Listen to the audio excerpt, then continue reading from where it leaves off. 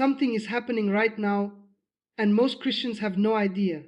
An ex-witch has stepped forward with a warning that will shake your spirit. She says what she saw is not symbolic, it is active, it is attached, it is real. And it is targeting one specific place in the human body, the spine. Right now, unseen forces are operating closer than you think. Are you aware of it? They don't talk about this in churches. They don't preach it from pulpits. But according to the ex-witch, there is something happening in the unseen realm that most believers are completely blind to. She said the first thing she noticed was not demons flying in the air, not shadows in corners, but attachments, invisible attachments, and not just anywhere on the body. She described a specific spiritual pressure located along the spine, a channel of connection, a structure that carries both physical strength and spiritual sensitivity. And she said something chilling. Most Christians are walking around with a spiritual attachment sitting right there, unnoticed, undisturbed, unchallenged. At first, she thought it was rare, but over time she claimed it was everywhere she looked. Not because believers are weak, but because they are unaware. And that is the danger. Because in spiritual warfare, ignorance is not neutral, it is exposure. She explained that these attachments do not appear like horror movie demons. They do not announce themselves. They do not manifest in obvious ways. Instead, they operate like influence, subtle resistance, unexplained heaviness, sudden emotional shifts, constant distraction during prayer, a strange weight in the back of the mind and body. And she said something even more disturbing. Many people assume it is just stress, just life, just exhaustion. But spiritually, it is often something positioned, something assigned. She described how these attachments are not randomly placed. They follow patterns, moments of emotional vulnerability, repeated cycles of fear, unresolved trauma, and spiritual disconnection. And when those moments align, something gains access, not possession, but attachment. A tether-like influence that rests along what she called the spiritual spine corridor. She claimed this area is important because it represents alignment, physical posture, emotional stability, spiritual standing. And when that alignment is disrupted, even slightly, influence can begin to build. She said she first noticed it when observing believers during prayer. Some were praying with fire, but others were praying while carrying something invisible. Their words were there, but their energy felt restrained, like something was pulling from behind. And she described it as a pressure on the back of the spirit, not visible, but deeply felt in the spiritual realm. Now here is where it becomes even more intense. She claimed that these attachments do not stay passive. They learn, they observe patterns, they wait for moments of weakness, and then they amplify what is already inside the person. Fear becomes louder, doubt becomes heavier, temptation becomes more frequent, distraction becomes almost automatic, not by force, but by influence. And most believers never realize the shift. They think it is just a bad week, just mental noise, just emotional struggle. But she insisted it is structured interference. And then she made a statement that changed everything. She said, if a believer never learns spiritual positioning, they will always misinterpret spiritual pressure. Meaning this, not everything you feel is yours. Not every thought originates in you. Not every heaviness is emotional. Some of it is external influence pressing inward. She also explained why the spine is significant spiritually. It represents stability under pressure. It represents alignment under attack. It represents the ability to stand when life tries to bend you. And she said that when this area is spiritually targeted, the goal is not destruction immediately, but imbalance. Because once imbalance begins, everything else becomes easier to influence. Thought life weakens, prayer consistency drops, spiritual sensitivity dulls, and faith becomes reactive instead of proactive. She called it slow spiritual shifting, not dramatic, not sudden, but progressive. And that is what makes it dangerous, because most people do not fight what they cannot identify. She ended this first revelation with a warning. If you feel like you are standing in faith, but something keeps pulling you backward, do not ignore it. Something may be influencing your spiritual alignment. And according to her, this is only the beginning of what she witnessed in the unseen world. She said the second layer of this revelation is where things become even more unsettling.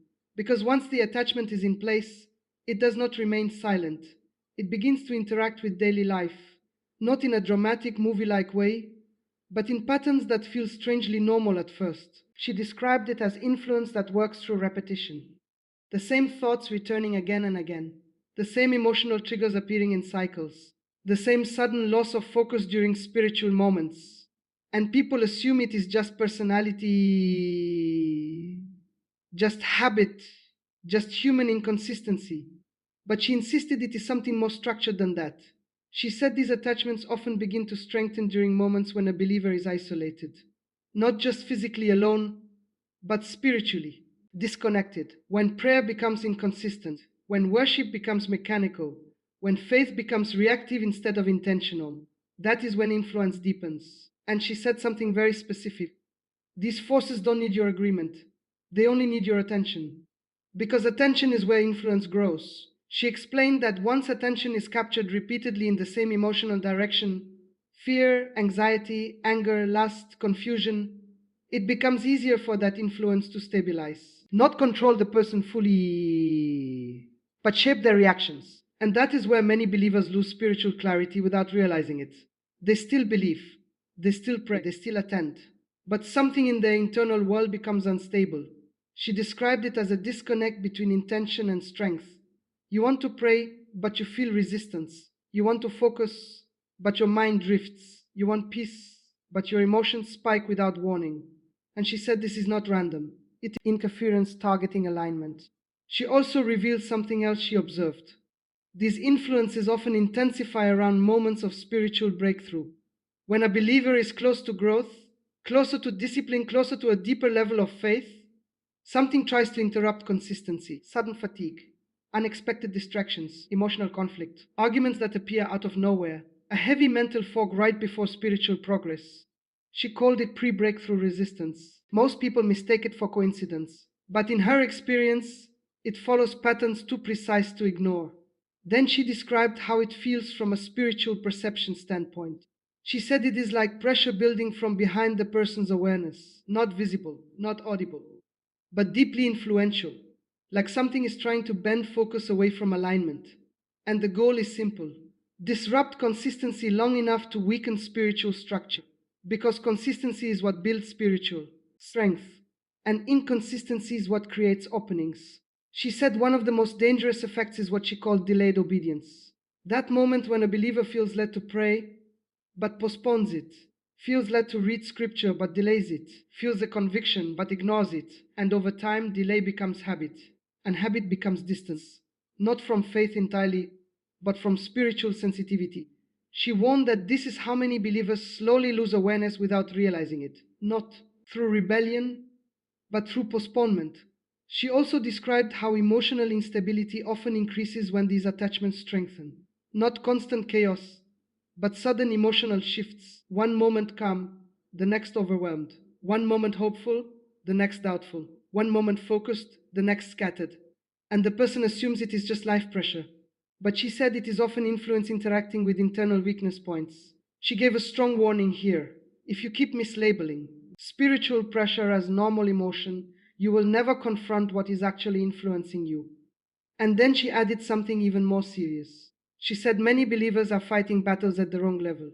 They are trying to fix spiritual issues with emotional solutions, trying to fix alignment issues with distraction, trying to fix influence issues with rest alone. But according to her, some battles require awareness first, because you cannot resist what you refuse to recognize. She ended this second revelation by saying, the goal is not to scare you. The goal is to wake your awareness, because what you cannot see will always try to shape what you do not understand. And what she described next goes deeper into how these influences attempt to establish long-term spiritual patterns. Now she shifts the warning into something far more direct, because according to her experience in the occult world, influence is never random. It is always strategic. And once a believer has been subtly influenced through patterns, the next stage is reinforcement. She said this is where repetition becomes the strongest weapon, not dramatic attacks, not sudden manifestations, but repeated cycles of the same struggles, the same thought patterns, the same emotional reactions, the same spiritual inconsistencies, over and over again. And slowly the person begins to accept it as just who I am. That sentence, she said, is one of the most dangerous lies in spiritual warfare. Because once a believer normalizes internal struggle, they stop resisting it. And what stops being resisted starts becoming established. She described this stage as pattern locking, where influence is no longer just visiting the mind or emotions, it starts predicting behavior, not controlling free will, but shaping tendencies. She gave examples of how it shows up. A believer who always intends to pray at night, but suddenly feels delayed every night. A believer who wants discipline, but always slips at the same moment.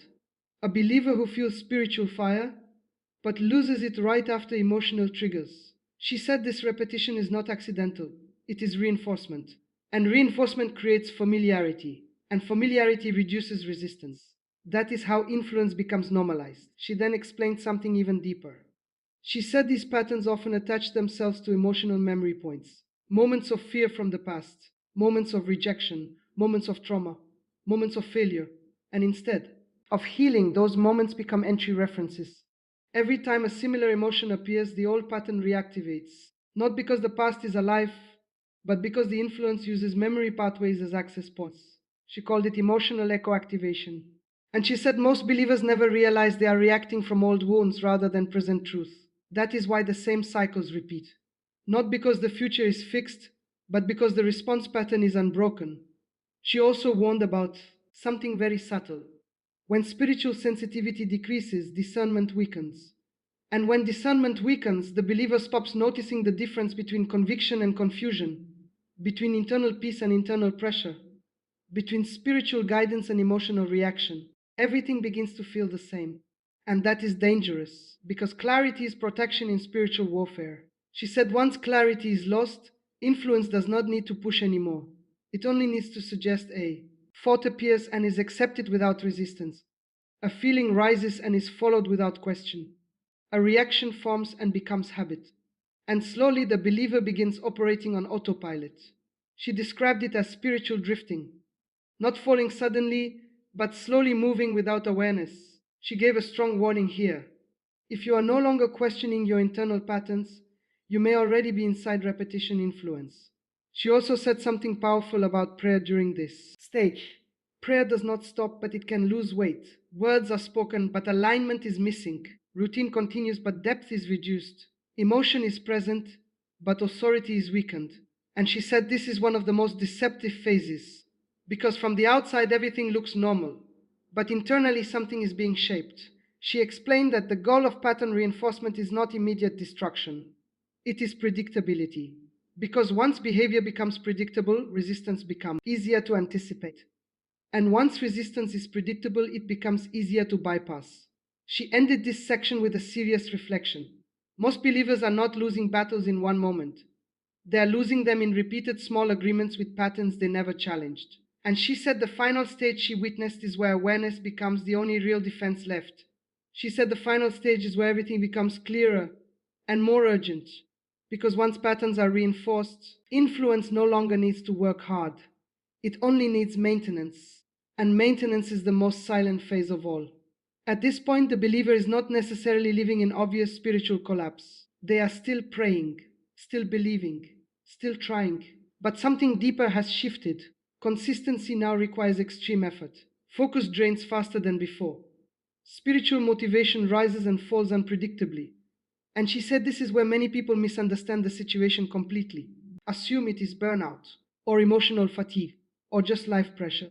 But she insisted there is a deeper layer underneath it. She called it spiritual drift stabilization, a state where influence is no longer aggressive, but integrated into daily rhythm, not controlling decisions, but shaping ease and difficulty levels in unseen ways. She explained that at this stage, the goal is not to attack faith directly. The goal is to reduce spiritual sensitivity so gradually that the believer stops noticing spiritual movement at all. And once that happens, resistance becomes rare, not because faith is gone, but because awareness has been dulled. She said something very serious here. When awareness decreases, even strong believers begin to misinterpret their own condition. That means a person can still love God, still pray, still believe, but fail to recognize what is influencing their internal state. She described it like this: it feels like standing in a room where the air is heavy. You no longer remember what clean air feels like. So you stop reacting, you adapt instead. And adaptation in spiritual warfare terms is dangerous when it replaces discernment. She then gave one of her strongest warnings. She said that many believers only respond when things become extreme. But by the time things feel extreme, the process has already been active for a long time. She said, spiritual warfare is rarely loud. It becomes loud only when ignored for too long, and that is why awareness matters more than reaction. She also explained how restoration begins, not through panic, not through fear, but through recognition. The moment a believer begins to question patterns, the moment they notice repetition, the moment they become aware of internal shifts, that is where disruption begins. Because awareness interrupts automatic influence. She said this is why clarity is powerful. Not because it removes struggle instantly, but because it breaks unconscious agreement with it. She encouraged vigilance over emotions, thoughts, and reactions, not fear, but awareness, because awareness restores authority. She also added something deeply important. She said many believers are already stronger than they think, but they are misreading their own internal signals. They interpret spiritual pressure as personal weakness. They interpret resistance as failure. They interpret struggle as identity. But she said, you are not your patterns. You are the one who can recognize them. And recognition is the first step toward breaking cycles. She then described what happens when awareness returns. Patterns begin to feel less automatic. Emotional reactions begin to slow down. Spiritual sensitivity begins to sharpen again. Not instantly, but progressively, like fog lifting. She said this is the moment where real change becomes possible. Because influence loses strength when it is exposed, and exposure happens through awareness. She ended her final revelation with a strong warning and encouragement. If you have been feeling like something has been shaping your internal world silently, do not ignore that awareness. That awareness itself is your first point of authority. And she emphasized that the goal of revealing these things is not fear, but awakening. Because once a believer sees clearly again, they stop being easily influenced, and what once felt like pressure begins to lose its hold. Now you have heard what was hidden. Now you understand what was working, silently. Nothing operates the same once awareness is restored. You are not powerless, you are awakening to authority. What once felt like pressure begins to lose its grip now. Stand firm in clarity, not fear, and do not return to blindness. This is your moment to see and never unsee again.